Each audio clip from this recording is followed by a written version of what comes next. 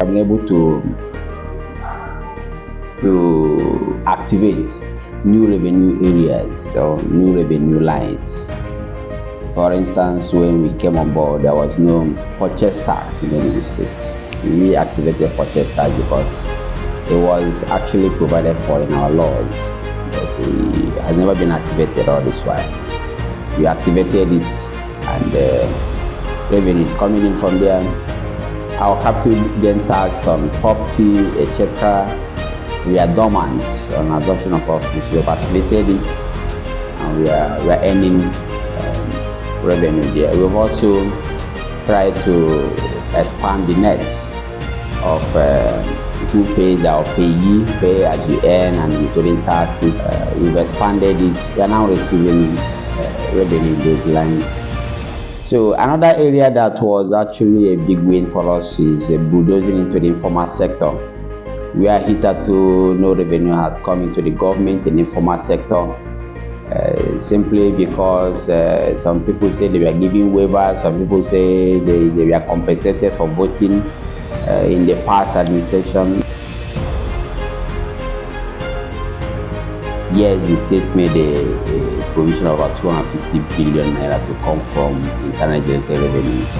So, but if you look at the internal generated revenue, some of the projections or the estimates is not all about taxes. There are taxes, there are non-tax revenues, there are realization from sale of dormant assets, which if you watch what is being collected, there are actually less what the state can do in terms of increasing tax. They don't actually have much of the powers to increase taxes, because the personal income tax is a federal law, and you don't have unilateral powers to increase it. The withholding tax is also a federal law. The capital gain tax is a federal law. The stamp duty tax is a federal law. What the state has power to do is the land use charge, which the state, instead of increasing it, reduce the rate. Yes, we reduce the rate because we are so much interested in covering wider net than restricting it to people and asking them to pay unrealistic and the amount they cannot pay. So we price the rate by less than half to ensure that people actually pay.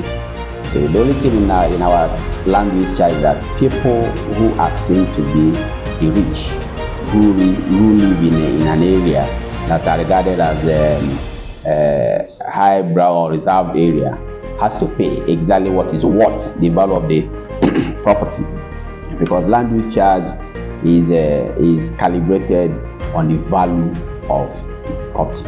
If you live in a zoo estate and it's residential, you are going to pay 266,000 naira. Informal sector, where you hear sort of noise. I think what we did in informal sector is actually a penetration methodology, because we asked the market to pay 21,000 naira a year. This 21,000 naira will ask them to pay a year the tax they're supposed to pay, the summer levy, the local government storage, the business premise. You can imagine that. All of them consolidated and ask them to pay 21,000 naira.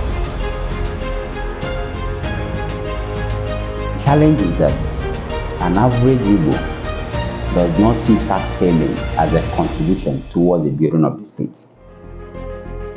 We have had a lot of sentiment analysis about tax. We have also had a lot of bad orientation about tax. Some people see tax as payment we give to the government official to go and chop. They are not seeing it as their own contribution to grow their economy. If you remember that even in the 60s, or in the coming of the Igbos into Nigeria, when you ask an Igbo man to pay tax, it's like you are removing blood from his system. And that is actually why the first riot you had in Nigeria was in Igbo land, in Aba, because they were asked to pay tax. You even come here and tell me, why not go to United Nations and ask them to give us money to develop? Why not go to World Bank and ask them to give us money to do? Why not go to federal government to collect FAC and develop the state? And I don't think anywhere in the world where you say that you ask somebody to pay 21,000 for a whole year to include tax and levies, and the person say you have killed them.